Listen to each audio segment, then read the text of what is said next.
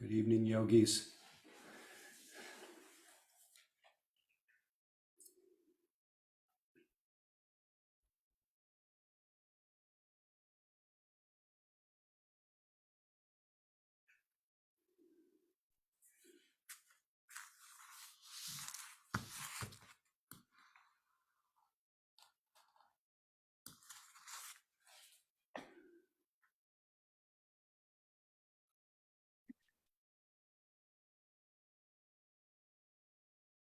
I'll repeat. Good evening, yogis. Welcome to Mission Dharma. Thank you, Howie, other Howie, for co-hosting tonight. And I see Mary's there somewhere. Hi, Mary. Mary's our board president. There she is. Always creates a little safety for us.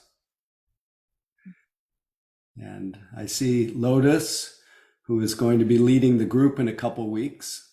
She's right, at least in the middle of my picture, from Arizona, and happy to see you. Okay. As long as we're in the spirit of hellos, please feel free to unmute, say good evening to each other, say where you're calling in from if you're so inclined. Hi, Anne Marie. You don't have to come on camera, but I'm happy you're here. Hi, Paul from San Francisco. Paul, good to see you. Daryl from Lafayette. Hi, Daryl. Welcome. Thank you. Alessandro from Los Angeles.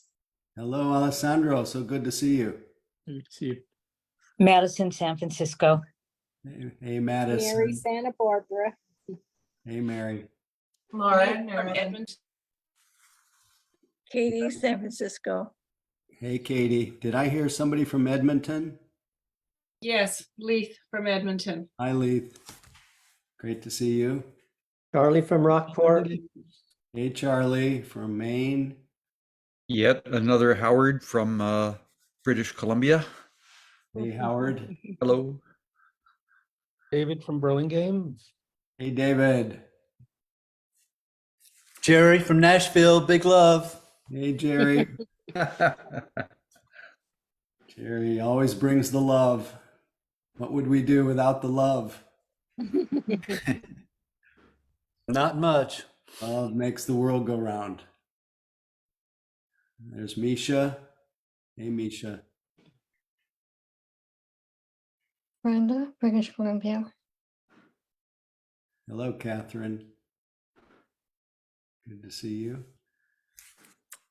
Ina Okay. from San Francisco. I'm going to be off camera tonight. Wait, I didn't hear who that was, but anyway, you're all welcome. And all parts of you are welcome. So all the parts that stay in the shadows or feel unsafe, unincorporated, unmetabolized, they're all welcome here. Whatever your orientations are, your sexual, political, medical, all welcome here.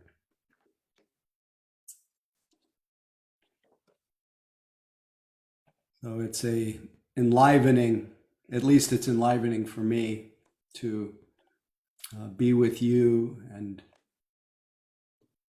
I love the possibility of bringing the enlivening element, the warming element of Sangha together with the tranquilizing element of our meditation as our mind and our body come together in harmony. There is a quieting, and that produces tranquility, calm. And if we don't have enough vital energy, if we don't have enough of the juice of togetherness, that tranquility tends to devolve into dullness, sleepiness, and then the loss of that wholesome passion to awaken. So thank you for bringing your energy here. I feel it even virtually. I've had the good fortune of leading 2 in-person retreats in the last 2 weeks. And really feel it in person, but I also feel it online. And so we do the best we can in this form, but really both offer your vital energy to the group and really bathe in the vital energy, knowing that we're all practicing together for the benefit of each other and for all beings everywhere. And that also brings energy, is adding to our aspiration and intention, the wish to be useful, wish to be so open to our inner nature, so freed of the preoccupation with our own internal drama that we can come close to the cries of the world, to the needs of the world, to be able to respond to what's needed. So I think we have all the ingredients to turn each other into bodhisattvas, those who are awakening for the benefit of all, and as well liberating our hearts from so much confusion, ignorance, so much being bound in our mistaken view of ourselves. And coming out of that tangle into the natural great peace and ease that is the natural peace and ease of our nature when we just stop and just to attune for a moment to the ultimate fact that you are aware here.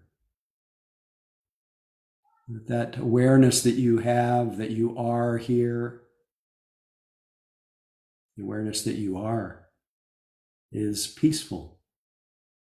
It's quiet, it's complete, it's without lack. So just be aware of that simple fact of being aware and just bathe in the quiet of that simple knowing. It's self-knowing. And know that that self-knowing is most often stabilized by having the attention also connected to our physical body with its senses. So let your attention come together with your physical body. Just letting your eyes close softly and let the idea of your body melt away and receive very graciously and intimately the sensations that are felt. The points of sensation that give the sense of a whole body, the shape and the form and the vibration.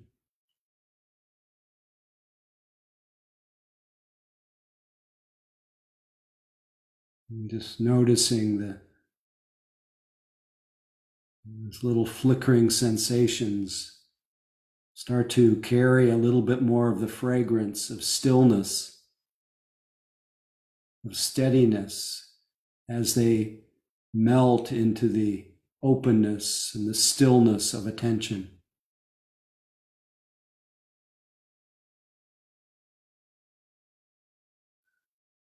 And as the body stills along with the attention, what comes into much more clear relief are the gentle movements, the subtle sensations that arise when our body breathes.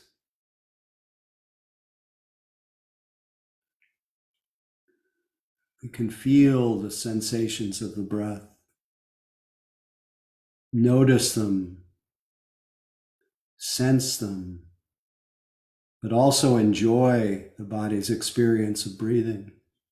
It's a source of joy as we empty our mind with each in-breath, empty our mind with each out-breath, and fill ourselves with life right where it touches us.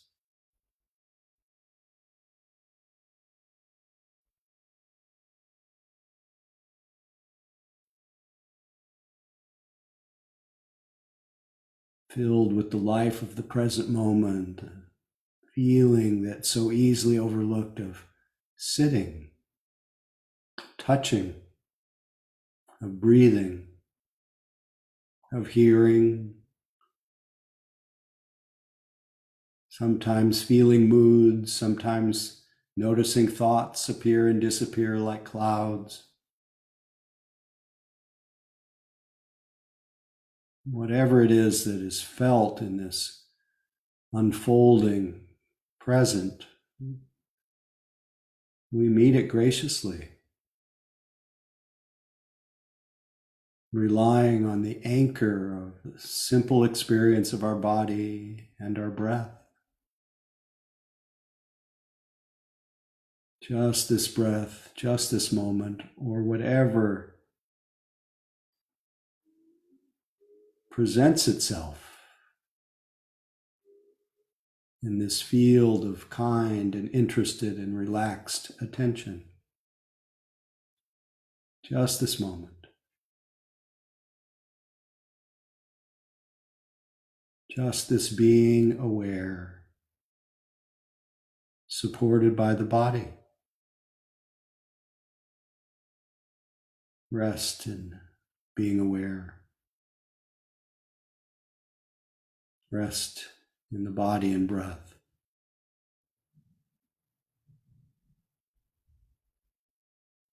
Rest with whatever it is that becomes predominant.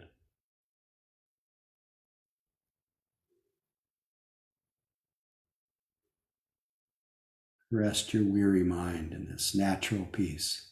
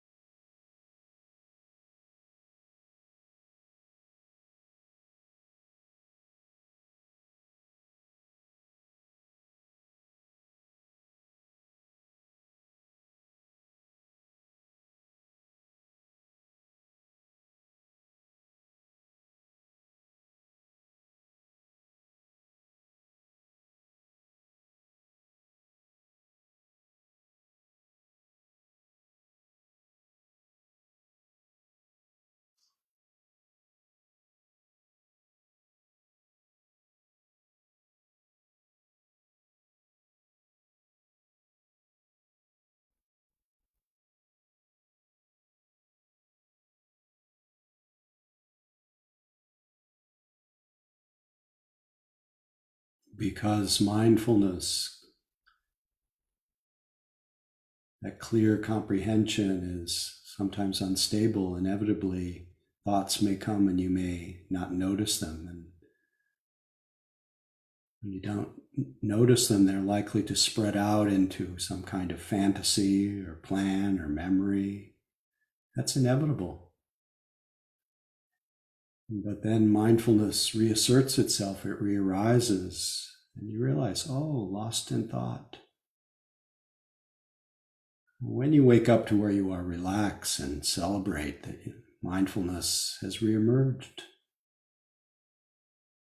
Don't look back with any judgment or comment. Just be available to the next arising breath, sensation, sound, mood, thought. Life is ever new and unfolding now. Just be aware as long as it lasts without any judgment about the moments we miss. Just this moment, just this body, just this breath, just being lucidly aware.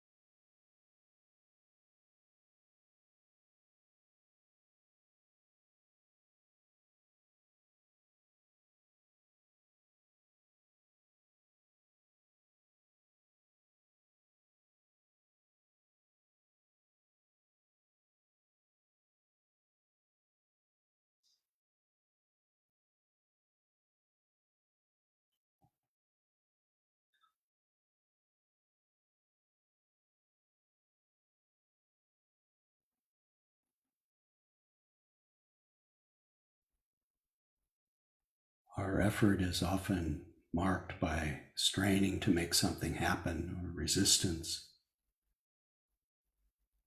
That's why we offer the antidote, the reminder that mindfulness can be relaxed, attentive, and interested. Relaxed, attentive, interested.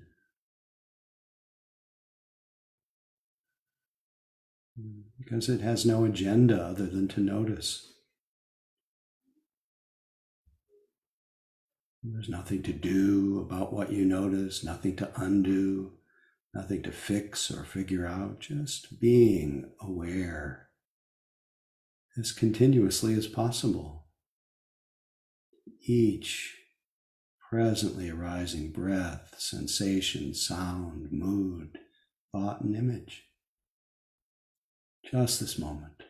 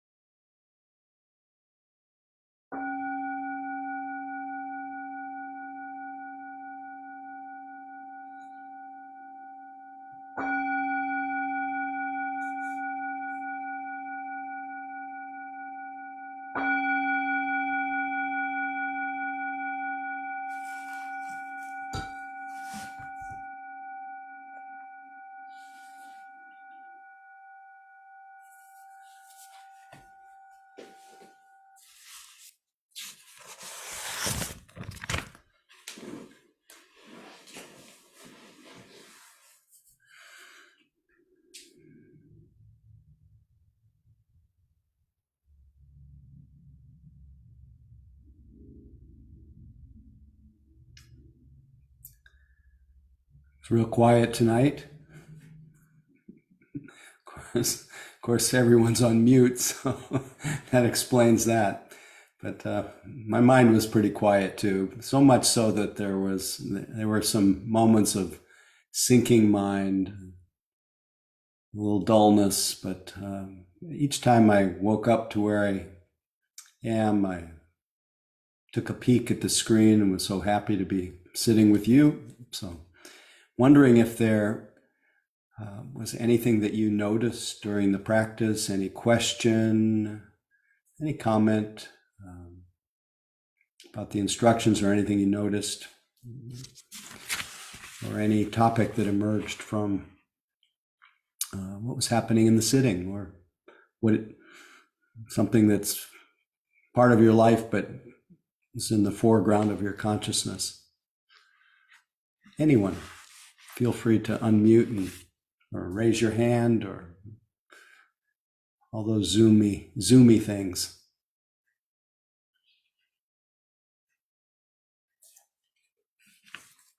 I also like to remind everyone that your comment or question is often of some use to someone else as well, so feel free. And if not, I'll say something if I can, Howie. hello, Alessandro. Under here. I'm very happy to be back. I noticed tonight that even if my mind was pretty quiet for long times, there is a decision that I have to do in my life, and I can see that every time I'm sitting, now this decision is coming up, and I'm trying to. I know that it's the type of decision that I don't need my intellect to make so much. I need to find a different type of wisdom. So sitting is actually what I want to do, but it's instead of having this wisdom that can bring me to this decision, I can just see my brain working so much, Yes. analyzing and planning, and but this could happen, or this would happen if I do this, and all this talking. And so I try to notice it, to look at it, not to judge it, and then let it go.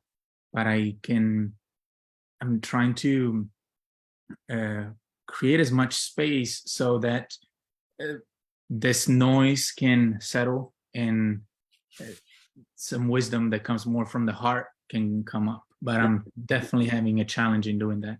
What a beautiful intention for the wisdom of the heart to shine through. But it does sound like you're in the trying to quiet your mind project, which can add a little bit of tension. So, what you're describing, and it's really in the teachings as doubt, uncertainty, a wavering quality, a unsteady quality, and it just happens to be around a decision. But I think that if to navigate that and to have any kind of access, not any kind, but to have the most likely access to intuition, it would be to put a light on not so much the context and the different decisions and making space for them, but just the mental state itself of uncertainty. That's really the hindrance in a way, that's what fuels all the discursive thinking.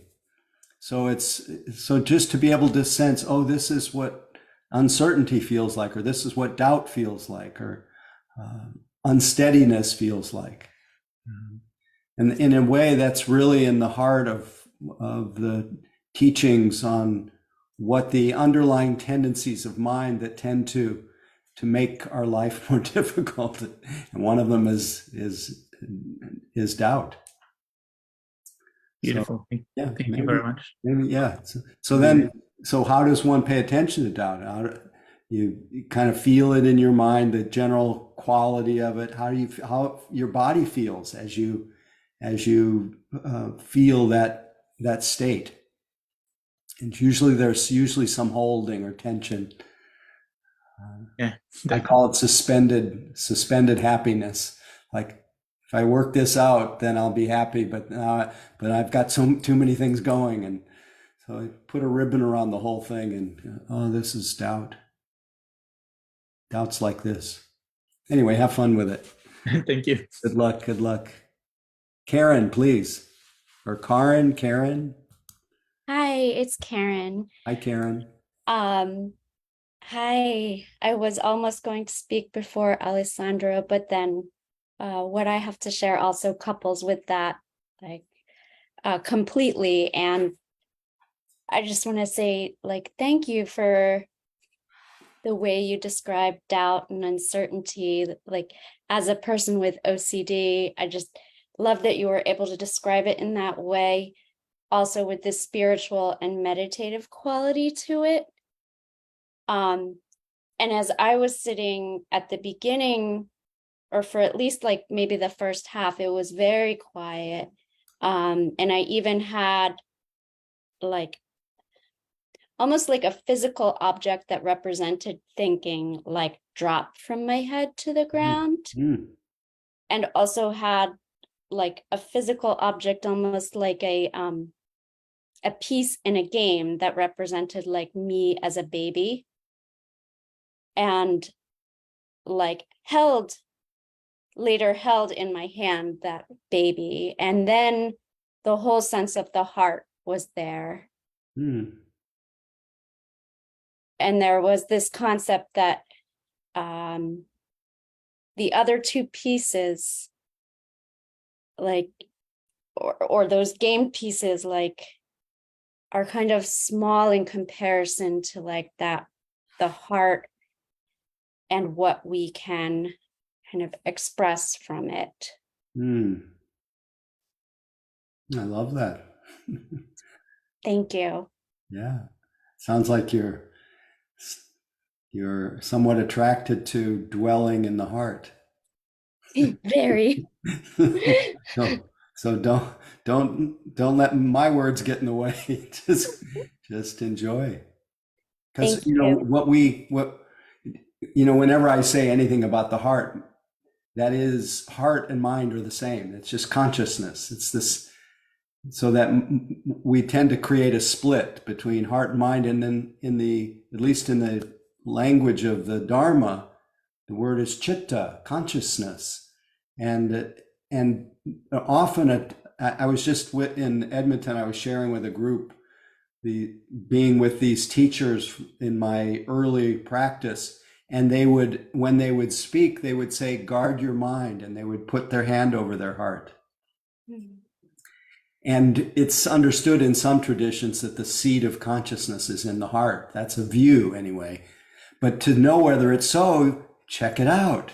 See, where is mind? Nobody's ever seen a mind in the head.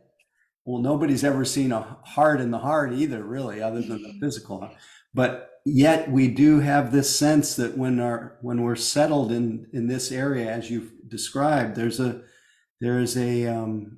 it's full, it's wise, it's inclusive, it's intelligent and loving.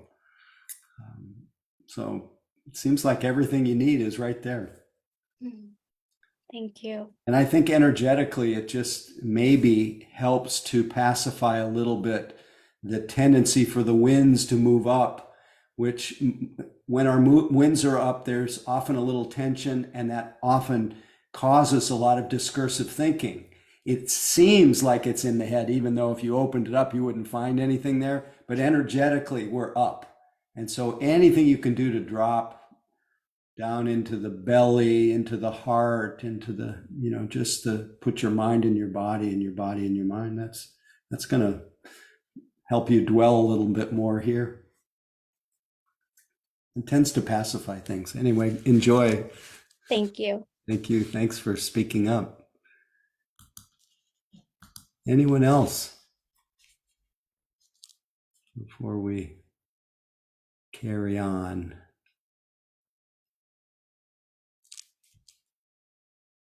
Okay. All of us dwelling in the heart, mind.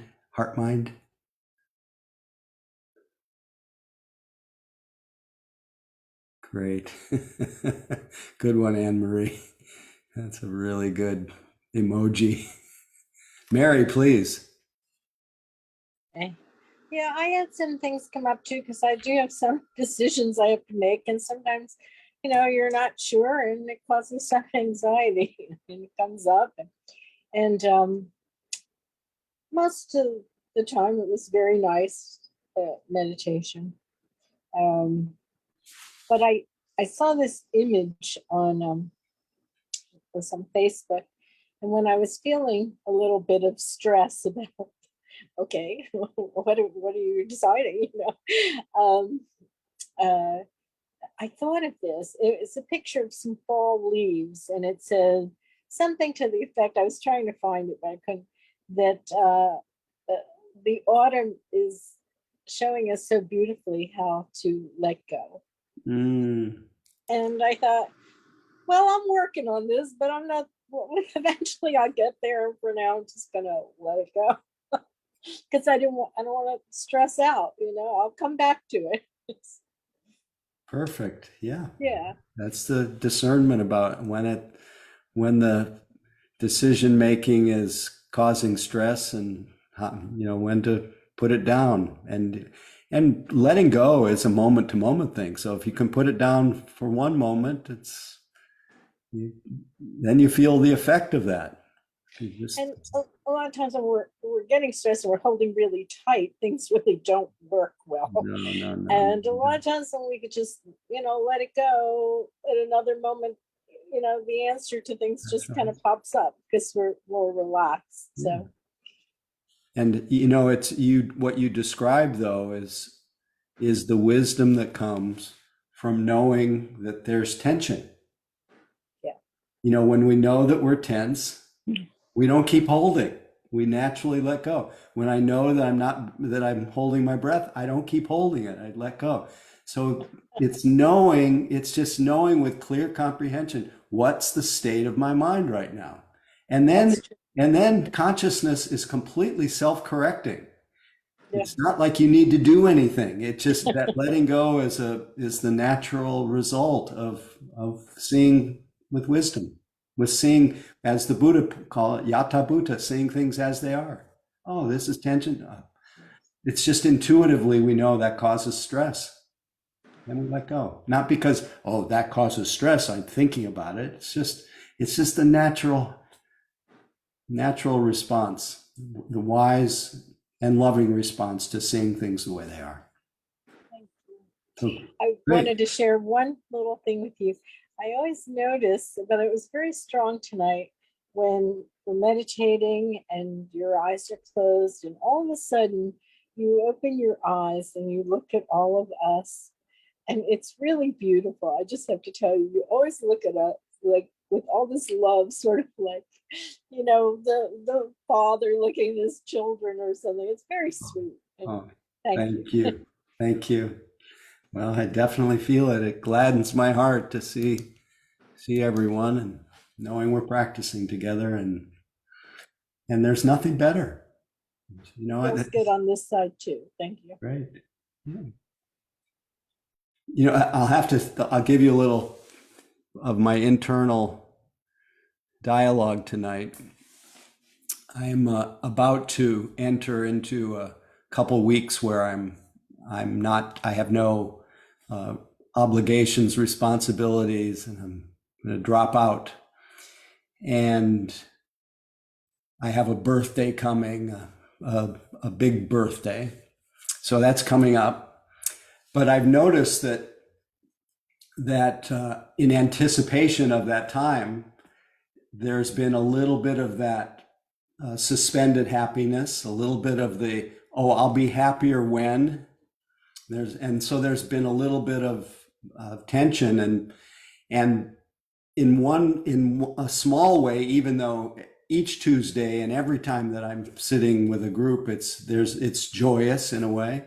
It was still, in a way, getting in the way of my next couple of weeks. It was a task to complete, and then in the middle of it, I'm sitting with you and I'm saying, the line from Sri Nisargadatta Maharaj comes to mind, which I've been sharing a lot lately. Nothing can make you happier than you are. All search for happiness or waiting for happiness is misery and leads to more misery. The only happiness worth the name is being awake, being conscious. And there I was experiencing, knowing that I could not be any happier than I was sitting with you. And the whole, whatever that future notion of what would be better, just melted away into the openness of being together with you. So that, again and again, we keep having to I teach what I need to learn over and over again. So, and so I was really happy when I opened my eyes tonight and saw everyone. So, realize it doesn't get any better than this. Any last comments, questions before we just take a 10-second, 30-second pause? Janet, did you want to say something? Yeah, yes, Howie, that quote, that nothing can make you happier than you are. I've always had a little bit of a question about that, because there is a sense in which we are born with our own personality, our own chemistry, right? And our own inclinations that come from like foundational conditioning or whatever as well. So I'm wondering, I mean, he wasn't a Buddhist, so I'm not sure what he meant by that. I think the Buddha said things that are very similar. Or that's what the Buddha realized when he sat under the Bodhi tree, is that your true nature is unconditionally happy. But when you speak about our conditioned nature, we could definitely be happier. We cultivate the wholesome, we maintain, we abandon the unwholesome, we do all these things to make ourselves more conventionally happy. And that's a good thing. But if we're in the moment that we are actually aware, and we're not looking ahead and we're not looking back, and we're not in a state of becoming, we're just aware, there is that state of being aware, that state of being conscious it is one and the same as the highest happiness, which is peace, which is freedom. And nothing can improve on that. Mm-hmm. It's unconditional, it's unassailable, it's deathless, it's free, your own mind. And so that teaching on nothing can make you happier than you are is really about pointing out to your deeper nature, not your conditioned nature. That part needs a lot of improvement. I guess I was curious about, the Diamond Heart people do make allowance for our own sort of uniqueness, right? Our own personalities and stuff. And a lot of these spiritual traditions don't. I mean, they have the views that you've just described. There's our unconditioned experience of just beingness, and then there's our conditioned self that arises out of our own backgrounds. But there's that third way, where we're each different from each other, and it's maybe not. No, I think inherent in that first one, the one that has two, inherent in that includes our unique differences. The Buddha, I don't know if you've ever, I used to read excerpts from it in the old days. I had a book on the disciples of the Buddha. And the Buddha would talk about, he gave a name for each one of the people around him. And he'd said, this is the one who likes to be first in line. This is the one who does this. This is the one. And each one described as the unique expression of individuality that they are.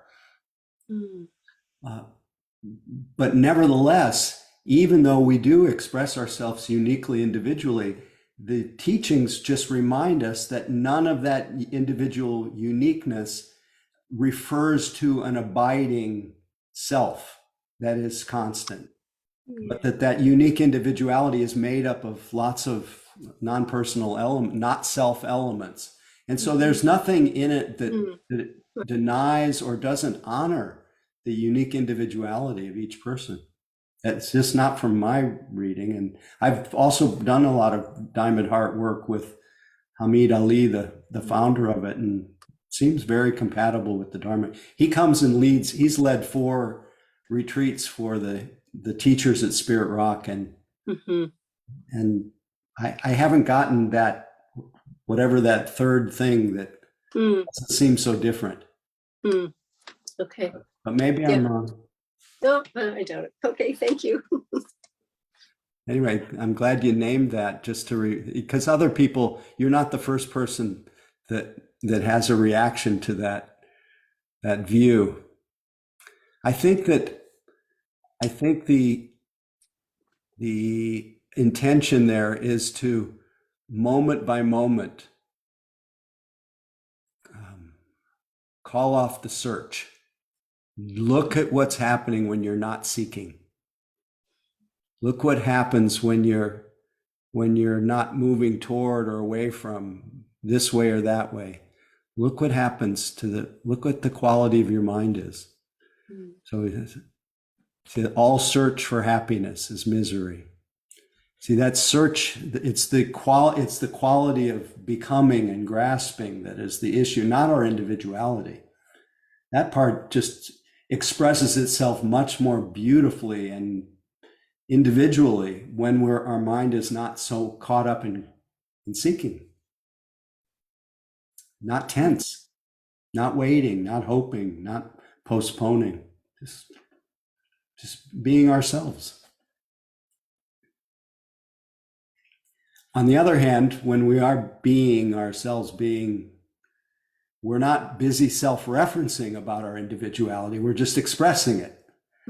And that's the problem with often the idea of ourselves is we're thinking about ourselves all the time, and then it's not really easy to express our individuality, which is that's why I think as people practice, they just become more themselves, and just more naturally goofy if they're goofy, and serious if they're serious. And yeah. Thank you. Thank you, Janet.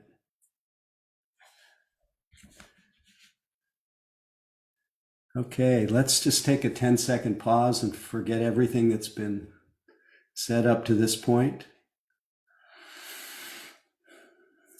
I'm going to mute for a moment and shuffle a couple papers and take a drink and be right back.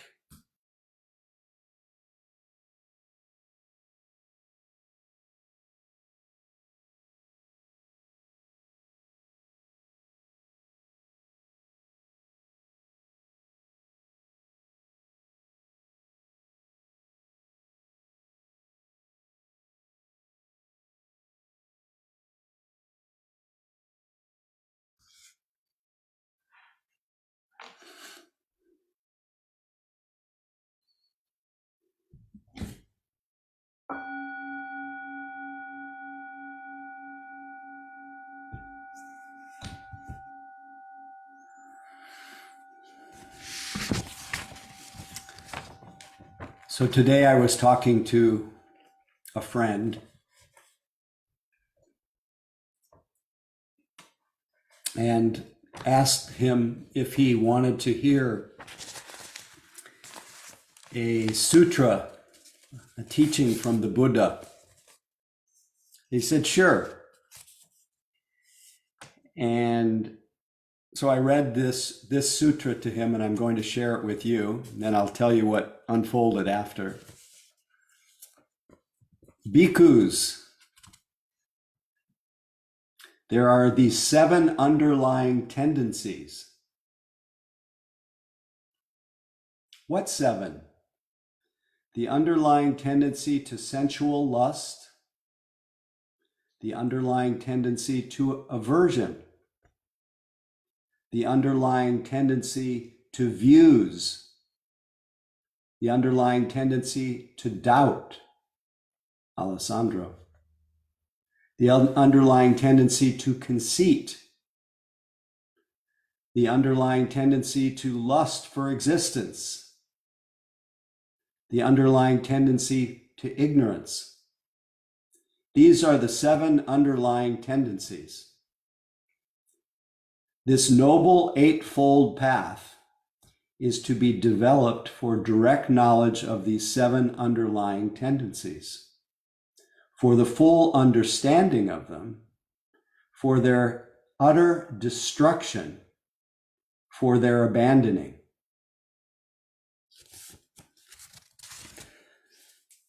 And so my friend said to me, "How do you know that's what the Buddha said?"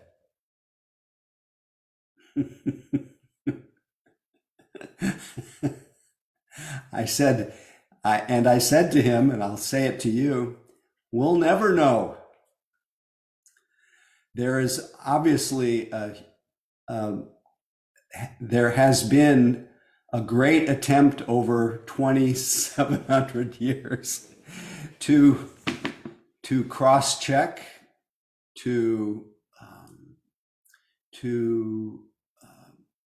evaluate whether the teachings are consistent cross-culturally wherever the teachings of the Buddha have gone. They've changed flavors, etc. But the essence of the teachings that seem to be pretty enduring in all the different cultures that they've gone into, they seem to be taken as likely pretty close to what the Buddha said.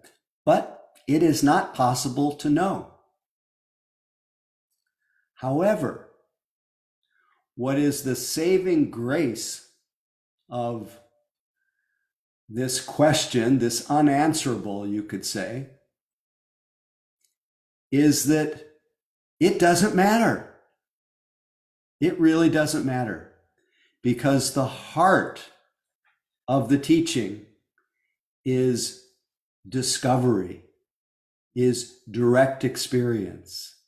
It is the view that one can, and this is clearly the most inspiring element to me when I was first introduced to the teachings, one can come and see for themselves. And that is that's something that is literally chanted every day in Pali. That little essence.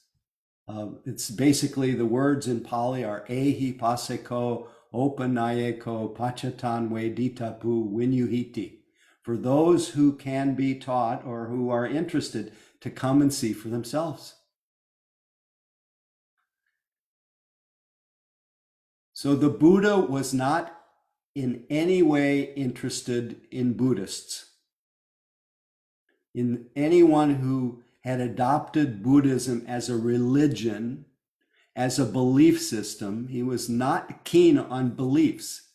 He was keen on stripping the mind free of beliefs, views, as he described in that underlying tendency teaching, and then to use all the skillful means of practice to brush or clear the dust of memory, to create enough mental strength, enough harmony of mind and body to be able to see in a pretty continuous way for oneself the truth or the folly of the teachings.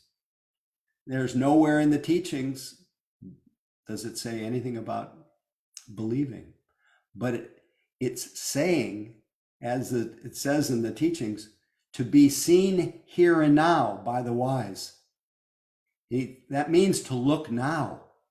That means to not tomorrow, not next year, but to look now. To look and see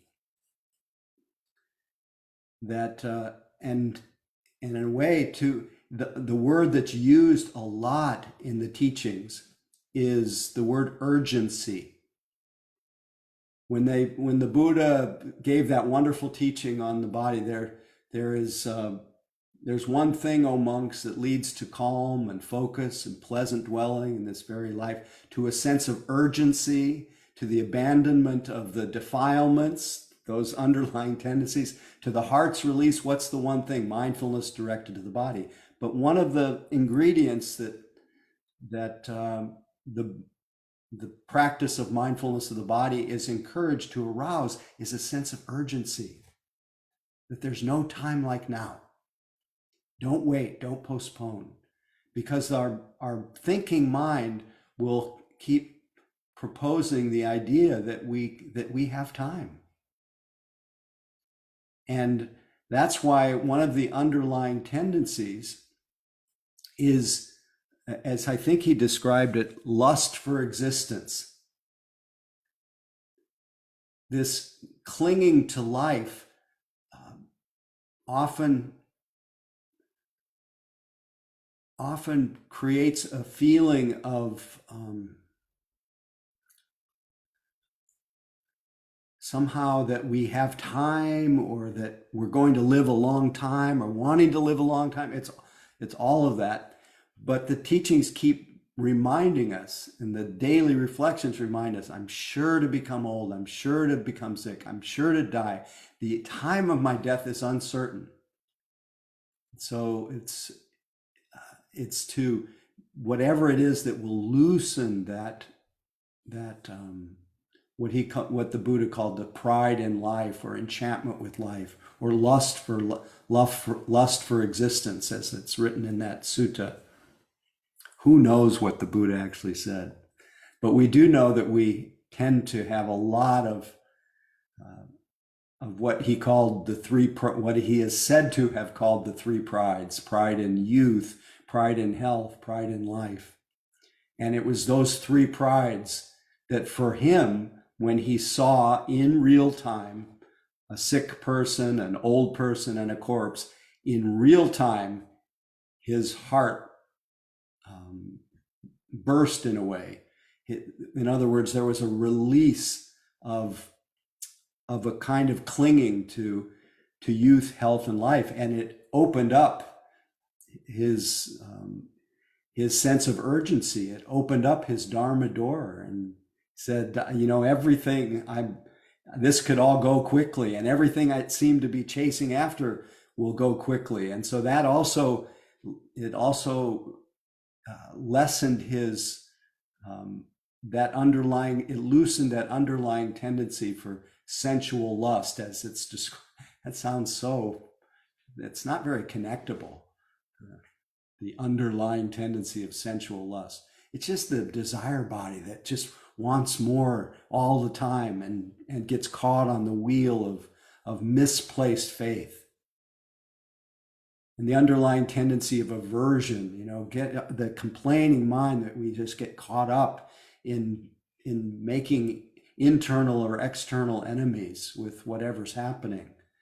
All of that becomes a hindrance to opening, to using this precious human birth with a sense of urgency to see for ourselves what is true. And let's see how these function in my life. Let me really study let's take a week on the sensual, on the desire body. Let's count my desires this week, or count how many times I make some kind of judgment or irritation or ill will, and what's the impact on the consciousness. Again, don't adopt any beliefs about it. See for yourself. Notice, Alessandro, notice the moments of doubt, uncertainty, unsteadiness. Feel it, experience it. And then the next one was conceit. Notice conceit, I am, is often associated with mana, or the comparing mind. Notice how many times the identity of the one in you that's comparable. It's an imaginary you, but how many times a week do you put yourself above? Do you put yourself equal put yourself below. How many times does your mind construct that? And does that bring you peace? Does that bring you cessation of suffering? And then ignorance. How many times, how often do you forget the Four Noble Truths? That somehow think that because you're stressed or something that you're the only one. How many times do you forget that it's true for everybody if you're born? Leading cause of stress. But to study ignorance, to study how often do you fall into trying to hold on, keep stable this life, things, people that are inherently in a state of change? How much do you take personally that which is not personal?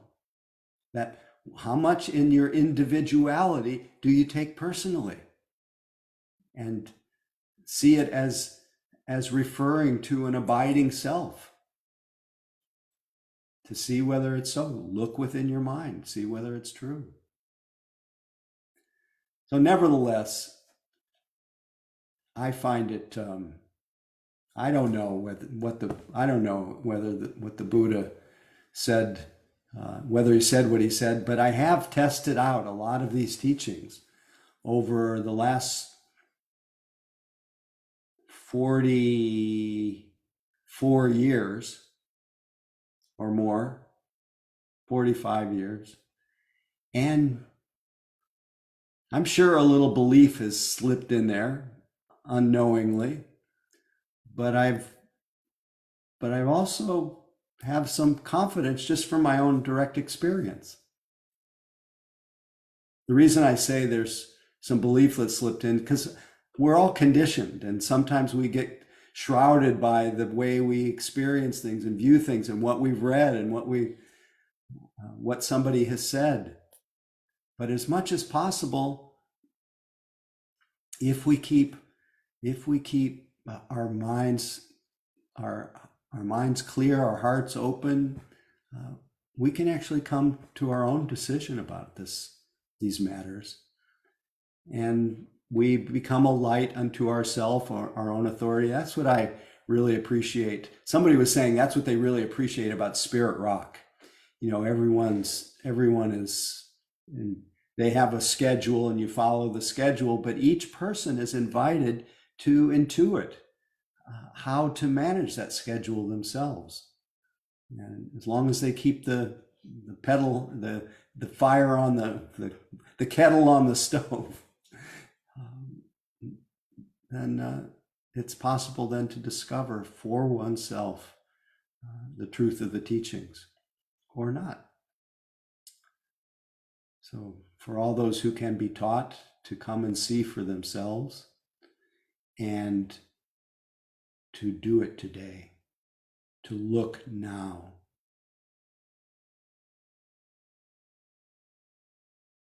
Can anything make you happier than you are fundamentally? When I say fundamentally, when you are just being yourself, not the idea of yourself, but just the experience of this moment, sight, sound, smell, taste, heart, feeling, when you're just there. Is there any improvement on that? I haven't found one, because I haven't found in that moment of being conscious, being present, I can't find anything lacking. I can't find anything that's needed in that moment of being away. Everything is, there's nothing in excess either. And usually that there is in that the absence of self-consciousness. There's just what there is.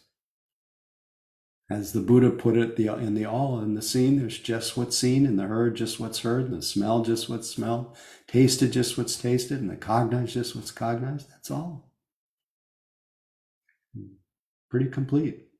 But don't believe me. I kept saying it this last weekend in Edmonton. Don't believe me. Don't believe me. Don't believe me. That's so exciting. I'm off the hook. But you're on the hook. So anyway, thanks for listening.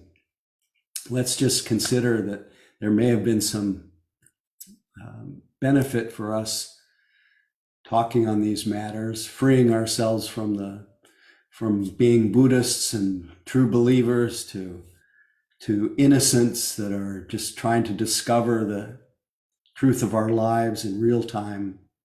There may be some goodness that's come from that. And if there is, let's share it with everyone else in this world and send it on with a deep wish that everybody has a little more happiness and peace, and the causes of happiness and peace, which at least in the teachings, but again, find out for yourself, is virtue, is harmlessness, and a well-trained heart and mind. That we wish that all beings can have less suffering, and the causes of suffering, which is non-virtue, which is causing a lot of harm internally and externally, and an untrained mind. And we wish that all beings can recognize that sacred happiness that's without sorrow here and now, and not stray away from this ever. This natural happiness of being conscious. And we wish for all beings to be able to grow in equanimity. So may it be so, and may our practice be every day dedicated to the welfare and benefit of all. So I got through the evening. Just kidding. That was really fun being with you. And I want to invite you to say goodnight to each other. And actually, I want Mary or Howie, the other Howie, may have a couple announcements.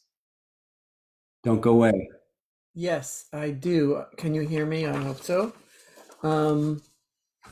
So first off, thanks for that, Howie. That was great. I want to tell you guys about two things. First is about Dana, which we do every week. Dana is the Pali word for generosity, and the Sangha can always use your generosity in terms of support and financial support.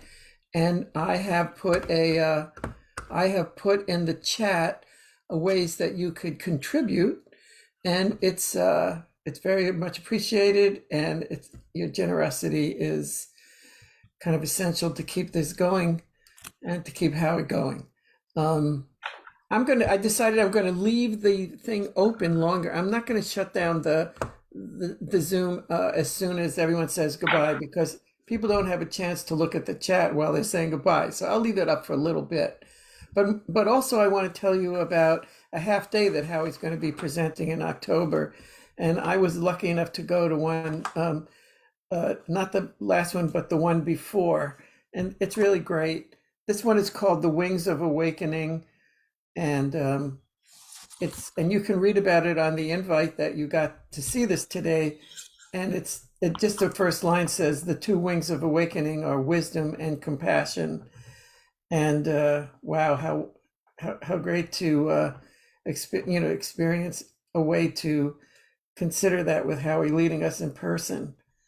It's going to be on the October 21st at Fort Mason Center. It's going to be from 9 to 1 with the doors opening earlier, etc. And I included the way to register right there, the website, the link for it. And it's co-sponsored by the San Francisco Insight Dharma Center. So I direct everybody to consider coming if you're in the neighborhood.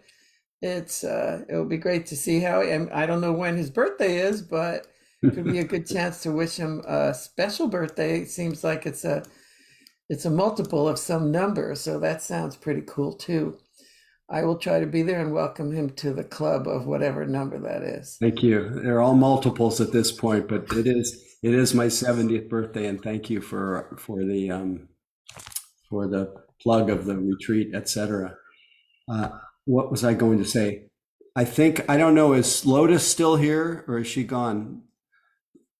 Lotus, who's up on your screen, Lotus Michelle McClatchy, is going to lead our group in 2 weeks. Next week, David Lewis, who's been with us so countless times, very, wonderful support to our community. And Lotus will be here the next week, and she's just full of love, life, Dharma, and you'll love it. So keep coming and supporting each other, and please feel free to unmute and say good night. So, adios, everyone. No. Night, everybody. Good night. everyone. Thank you, Howie. Good Thank you. Have a good trip. Adios, everyone. Everybody. Good night. Happy birthday, Howie. Thank you. Happy birthday. Thank you. So fun. Happy birthday. Good night. Good night. Thank you. Hey, Maureen. Glad you're with us. Check the chat if you want to find out about the half day. Thank you, Howie, again. You're welcome, Howie. Night, night. Okay, everybody. Good night.